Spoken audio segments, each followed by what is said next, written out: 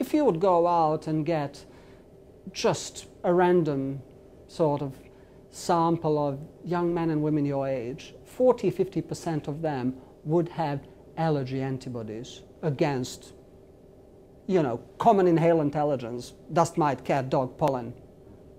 But what is important for you is not that you have these allergy antibodies in blood or that you have positive skin taste, is that you have quite bad hay fever.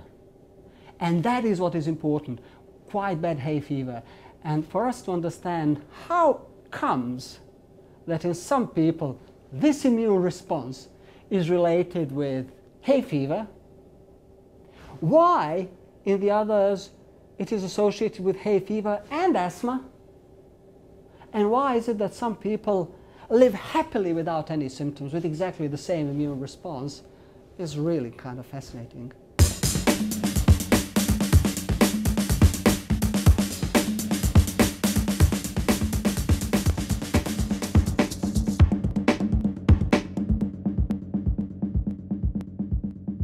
You know the story of thunderstorms and asthma epidemics and hospital admissions, etc.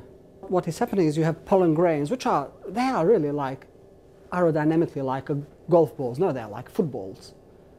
You know, they are large particles. They are greater than 10 microns in diameter. So when you think about these particles, they never go into the lungs. You don't inhale them. They get captured in your nose, etc. Right.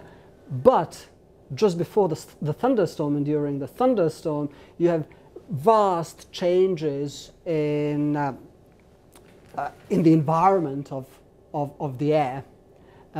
You have pollen grains which suck in the water and water vapor and then explode into a large number of much smaller particles, which then people can inhale, and that can cause a real sort of problem.